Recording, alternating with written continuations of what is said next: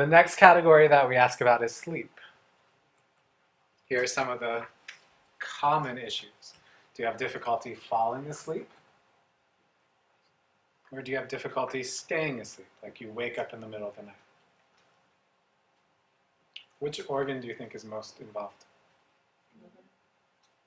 No, it could be the heart. Liver, I heard heart. What did you say? I didn't say an organ. Okay, so liver can be involved, but the heart is the most involved. Reason because the heart houses the consciousness, the Shen. Okay, and so it's the ability of the Shen or the consciousness to come back from the brain down into the heart at nighttime to rest. However, so to add to these general questions about sleep, if somebody has like that racing mind and they just can't settle down and they're like feel anxious, that's usually more liver qi stagnation. Versus having a mind that just won't quiet down, but it's just like thinking, versus like feeling anxious about the thinking. That's the difference. Anxious is more liver qi stagnation. That just like thinking, wandering mind that won't settle down, that's more heart blood deficiency, typically. Doesn't always fall into this cleanly, but typically, and this is how it's been taught for thousands of years, is that difficulty falling asleep is more heart blood deficiency. Whereas waking up in the middle of the night where they have difficulty staying asleep.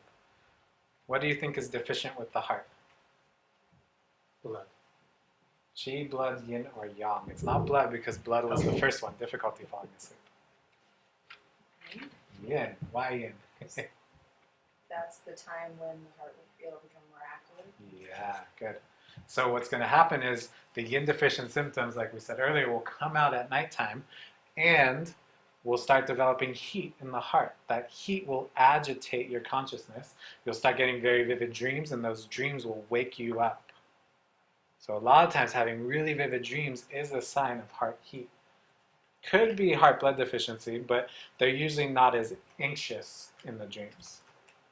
If it's heart blood deficiency, you'll wake up because your dreams are more vivid. But if it's heart yin deficiency, that heat will make them more anxious and lively, and there's some sort of anxiety going on or some sort of like intensity about the dreams. 5-element, going way back to 5-element style of acupuncture, there would be different types of dreams associated with these different organs, which is kind of cool. And the thing about it is, it's like back in the day, this is really old, so it'd be really simple, like dreaming of sitting under a cool tree on the mountainside. And that would be a wood deficiency dream. So there's a bunch of random stuff. They're not used so commonly today as much. What about snakes or reptiles? I mean, there's a lot of different dream analysis. Yeah. But I thought it was tied to Chinese medicine, or it was snakes or.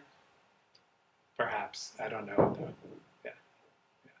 It's like dreaming of mushrooms or dreaming of flying or like all sorts of different stuff. Dreaming of a big fire in the summer. That one's easy. Fire element. Too much fire. There is such a tax? Yeah. Really? Yeah. That's more 5-element though.